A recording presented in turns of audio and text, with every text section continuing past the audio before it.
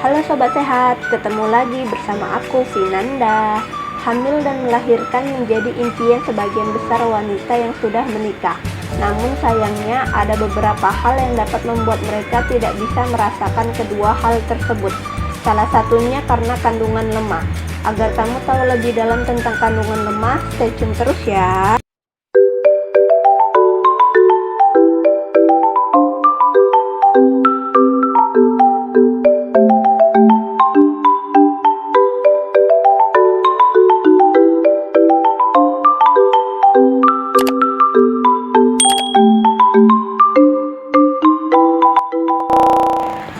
Kandungan lemah atau inkompetensi serviks adalah ketidaknormalan dari bentuk serviks yang disebabkan oleh beberapa gangguan pada leher rahim.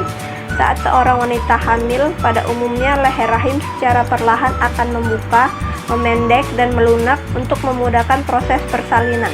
Namun bila kamu memiliki kandungan yang lemah, leher rahim membuka lebih cepat sebelum waktunya, sehingga menyebabkan bayi lahir prematur. Adapun pada wanita yang belum hamil dikatakan memiliki kandungan lemah bila leher rahim tertutup rapat dan kaku sehingga sulit hamil. Ciri-ciri atau gejala kandungan lemah yang pertama yaitu adanya tekanan pada panggul. Keadaan panggul seakan-akan memiliki sensasi seperti tertekan sehingga membuat bumi kesulitan ketika ingin berdiri jika terlalu lama duduk. Usahakan untuk menaruh bantal yang empuk dan lembut jika dirasa ingin duduk lebih lama. Ciri yang kedua yaitu merasakan sakit punggung. Keadaan punggung yang semula tidak sakit sedikit pun dan kemudian tiba-tiba timbul rasa kesakitan. Gunakan bantal sebagai sandaran untuk mencegah otot-otot punggung menjadi kaku. Ciri yang ketiga yaitu perut terasa kram. Perut menjadi kram seakan-akan kamu tidak sedang hamil. Jika hal ini terjadi, Sobat Sehat bisa mencoba membaringkan tubuh kamu atau mengambil posisi tidur untuk meredakan rasa kram yang terjadi. Ciri yang keempat yaitu pendarahan ringan pada organ intim. Ibu hamil akan mengalami sedikit pendarahan yang disebabkan oleh sel telur yang telah dibuahi pada tuba Fallopi, sehingga akan menyebabkan pendarahan atau kehamilan ektopik. Ciri yang kelima yaitu perubahan warna keputihan. Pada area organ intim akan terjadi perubahan warna keputihan serta bau dari cairan keputihan tersebut. Penyebab kandungan lemah yang perlu diketahui oleh wanita diantaranya: penyebab yang pertama yaitu faktor keturunan. Wanita dengan penyebab kandungan lemah mewarisi otot lemah di daerah leher rahim. Hal ini menyebabkan rahimnya cepat terbuka pada saat janin berusia tidak lebih dari 4 bulan. Penyebab kedua yaitu luka. Penyebab kandungan lemah bisa saja disebabkan oleh adanya luka pada leher rahim yang diakibatkan pada proses melahirkan anak sebelumnya.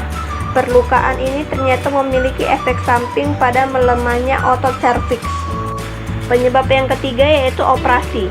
Adanya operasi yang dilakukan pada leher rahim sebelum kehamilan bisa menjadi penyebab kandungan lemah. Operasi tersebut memiliki trauma pada serviks sehingga membuat leher rahim menjadi lemah. Penyebab yang keempat yaitu kerusakan selama kelahiran yang sulit. Proses melahirkan yang cukup menyulitkan ternyata bisa mengakibatkan kerusakan pada leher rahim. Penyebab yang kelima yaitu penyakit kolagen. Apabila mulut rahim pada wanita terdapat zat kolagen, maka ia telah memiliki ciri-ciri kandungan lemah. Penyebab yang keenam yaitu trauma. Proses kuret yang dilakukan bisa menyebabkan trauma pada serviks sehingga membuat otot serviks atau leher rahim menjadi lemah karena trauma itu. Penyebab yang ketujuh yaitu obat DES. Obat DES adalah sejenis obat yang biasa digunakan untuk mencegah keguguran, menekan laktasi, postpartum, gejala menopause, mengobati kanker prostat, dan lainnya. Salah satu efek samping dari penggunaan obat DES adalah infeksi pendarahan dan trauma lainnya pada serviks. Cara mengantisipasi kandungan yang melemah pada ibu hamil. Adapun beberapa pencegahan yang dapat dilakukan untuk mengantisipasi terjadinya kondisi kandungan lemah yaitu: yang pertama, periksa kandungan secara rutin. Baik ibu hamil dengan kondisi kandungan yang normal ataupun mengalami permasalahan, sangat direkomendasikan untuk selalu memeriksa kandungan secara berkala. Hal ini untuk mengetahui proses perkembangan calon janin dan untuk mengetahui apakah ada permasalahan dalam kandungannya atau tidak. Cara yang kedua yaitu mengonsumsi makanan yang tinggi nutrisi. Ketika sudah mengalami kehamilan, sangat dianjurkan untuk memberikan tubuh nutrisi yang lebih dari sebelumnya ketika belum hamil. Terlebih lagi bagi seseorang yang mengalami kandungan lemah, sangat dianjurkan untuk mengonsumsi makanan yang mengandung zat besi, kalsium, asam folat, serta protein untuk membantu pembentukan janin dengan sempurna.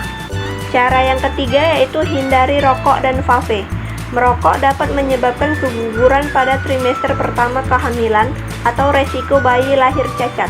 Hal ini disebabkan karena rokok mengandung nikotin, karbon monoksida, dan tar yang berbahaya bagi kesehatan janin. Rokok elektrik atau vape juga mengandung zat nikotin, walaupun dengan jumlah yang sedikit. Dampak buruk nikotin adalah dapat merusak sel otak dan paru-paru bayi yang dalam masa pertumbuhan. Cara yang keempat yaitu berhenti minum alkohol. Bila kamu masih minum alkohol pada trimester pertama kehamilan, maka dapat meningkatkan resiko keguguran hingga kelainan fisik pada bayi. Cara yang kelima yaitu jaga kondisi berat badan tetap stabil. Sangat disarankan agar ibu hamil melakukan olahraga untuk menurunkan berat badan atau melakukan senam ibu hamil, makanan dengan gizi seimbang, dan melakukan istirahat yang cukup. Total peningkatan berat badan yang normal berkisar antara 12 kg sampai 15 kg. Solusi kandungan lemah. Kandungan lemah ternyata bisa diatasi dengan melakukan dua hal ini, yaitu 1. Bed rest. Bed rest memiliki manfaat untuk mengurangi gerakan yang bisa merangsang melemahnya otot serviks.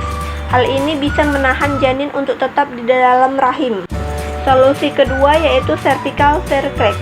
Cervical cerclage adalah pengikatan mulut rahim. Solusi yang cukup ampuh untuk mengatasi kandungan lemah dan memiliki tingkat keberhasilan 90%. Makanan penguat kandungan. Selain lebih alami, mengonsumsi bahan alami juga dapat menjadi alternatif pencegahan atau antisipasi dalam menguatkan kandungan. Berikut adalah daftar makanan penguat kandungan. 1. Madu. Madu dipercaya dapat menguatkan kandungan. Selain itu, madu dapat menjadi pengganti gula dan dapat sebagai obat untuk banyak penyakit lainnya. Kamu dapat menambahkan madu pada setiap makanan kamu, seperti air jahe atau teh hangat yang ditambahkan madu, atau bisa pada buah-buahan potong. 2. Alpukat.